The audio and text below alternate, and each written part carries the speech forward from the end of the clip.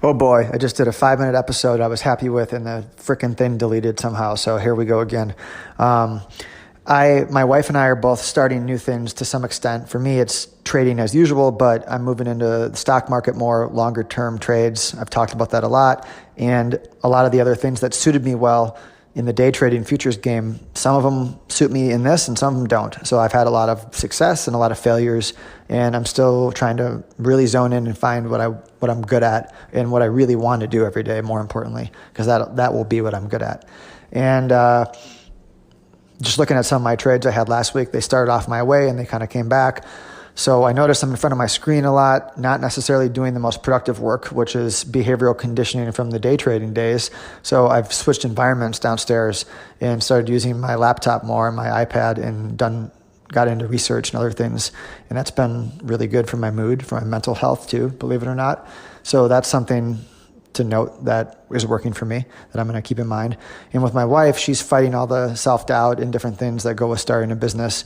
And one of the things she said was, I don't know if she read this somewhere or heard it, but it really hit me as a true statement, is if you're going to be forcing or shooting yourself into working hard or pushing into something and it just doesn't feel right, but you're doing it anyway, and you're kind of missing out on your life in the process, you're going to have to circle back around eventually and do that the right way, which means get into something that is a natural flow for you.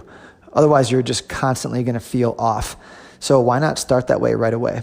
And for me, it started off with, I was reading financial statements and doing accounting type work, which is totally not me. And some of that I think I need to do, but I don't need to get really deep into it. And as I find my way through this, it's important to know, take that temperature of yourself emotionally. Are you forcing it, or is it natural? And you can tell because you get really excited when it's natural and you enjoy it. And you could also say, yeah, well, people like what they're good at. So if you get good at something that you didn't initially like, you end up liking it.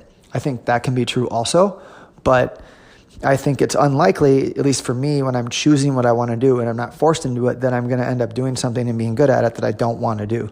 So there's so many ways to make money trading. It's really hard to do, but the way that you enjoy doing it is definitely going to be the way that sticks. So that's on the forefront of my mind. The last thing I want to say is thank you, whoever left iTunes reviews. I think I got 5 of them, which is awesome. So if you enjoy this, that's a great way to say thanks, is leave an iTunes review. And in terms of questions, I love the questions. I wish I would get more of them even. You could do them on Twitter, Jellenbra, or Jellenbra1@gmail, and send me whatever you want, because most people really enjoy hearing other people's stuff, and we all share in the same journey of dealing with the ups and downs, personal distractions, jumping around from different styles, figuring out something new, losing after you're winning, not being able to win at all, et cetera, et cetera. It goes on forever. So I'm happy to talk about it. The podcast you just heard was made using Anchor. Ever thought about making your own podcast? Anchor makes it really easy for anyone to get started.